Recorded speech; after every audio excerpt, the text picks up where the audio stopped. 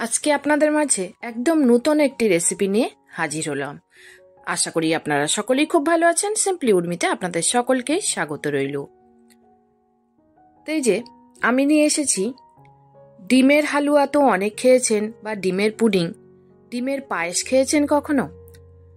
যদি না খেয়ে থাকেন এই রেসিপিটা অবশ্যই দেখুন, আর দুর্দান্ত টেস্টি। পায়েস বলুন বা ক্ষীরও বলতে পারেন। তো প্রথমেই আমি 750 ml দুধ আমি গাঢ় করে নিয়েছি, একদম হাফ করে নিয়েছি, ওটা দেখাইনি। এবার একটা কড়াইতে আমি ঘি নিয়ে নিচ্ছি। আর আপনাদেরকে বলি, এই কড়াইটা একদম নতুন কড়াই, তো উদ্বোধন করছি আমি মিষ্টি বানিয়ে। কড়াইটা কেমন হয়েছে অবশ্যই জানাবেন। তো 1.5 চামচ মতো আমি ঘি দিয়ে দিয়েছি। ঘি আমার মেল্ট হোক ততক্ষণে আমি এই যে ডিম ভেঙে নিচ্ছি। এখানে আমি 3টে ডিম ভেঙে নেব। মানে এখানে 750 ml যেহেতু দুধ, সেহেতু আমি 3টে ডিম দিচ্ছি। 250 ml একটা ডিমের হিসাব। এইভাবেই আমি করি। দুধ আপনারা চাইলে আর একটু বাড়িয়ে দিতে পারেন। এবার সামান্য একটু লবণ দিয়ে এই ডিম 3টেকে খুব ভালো করে ফেটিয়ে নেব, যেন লবণটা খুব ভালোভাবে মিশে যায়। এদিকে আমার ঘিটা মেল্ট হয়ে গেছে, আর এখানেই আমি ডিমটা দিয়ে দিলাম। দিয়েই গ্যাসটাকে আমি হাই ফ্লেমে করেছি, এতক্ষণ আমি লো ফ্লেমে রেখেছিলাম। আর ডিমটা দিয়ে অনবরত নাড়তে হবে।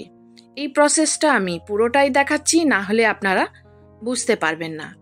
এইভাবে অনবরত নাড়তে হবে যতক্ষণ না একদম এর ঝুড়ো হয়ে যাচ্ছে। এই দেখুন একদম ঝুড়ো হয়ে গেছে। এবার আমি এখানে হাফ কাপ পরিমাণে চিনি দিয়েছি। মিষ্টিটা অবশ্যই আপনারা আপনাদের পছন্দ মতো ব্যবহার করবেন।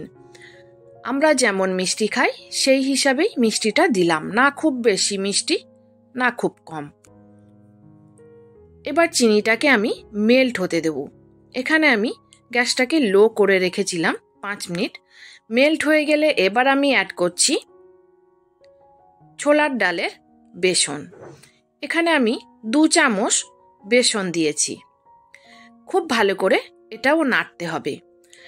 এর থেকে যখন একটা সুন্দর ফ্লেভার আসবে, কারণ ঘি আর চিনিতে এটা একসাথেই ফ্রাই হবে।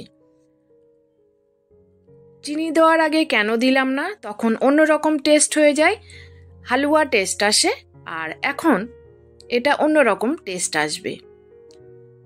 এবার ওটা খুব ভালো করে মিশে গেলে তারপরে আমি ওই দুধগুলো দিয়ে দিলাম, যে দুধ আমি গাঢ় করে রেখেছিলাম। দিয়ে এবার কিন্তু আমাকে অনবরত নাড়তে হবে। গ্যাসটাকে আমি হাই ফ্লেমে করে দিয়েছি, যেন বেসন যেটা দেওয়া আছে ওর গুটলি না পেকে যায়। তো এইভাবে দেখুন দুধটা কিন্তু গাঢ় হয়ে এসছে। অনবরত নাড়তে হবে, নাহলে নিচে লেগে যাওয়ার সম্ভাবনা থাকে। এবার একটু এলাচ গুঁড়ো আমি দিয়ে দিলাম, দিয়ে আবারও খুব ভালোভাবে নেড়ে দেব। এইভাবেও আপনারা রেখে দিতে পারেন, এইভাবেও খেলে ভালো লাগে। কিন্তু আমি আর একটু ঘন করব, যেন মুখে দিলেই একদম ক্রিম ক্রিম ভাব চলে আসে। এই দেখুন আর একটু গাঢ় করলাম। এবার গ্যাসটাকে আমি বন্ধ করে দিয়েছি। দেখুন এত সুন্দর হয়েছে কি বলবো। এবার আমি সার্ভ করে নিচ্ছি। তো কেমন লাগলো আমার এই ডিমের পায়েস? যদি ভালো লাগে অবশ্যই লাইক, শেয়ার, কমেন্ট করতে ভুলবেন না।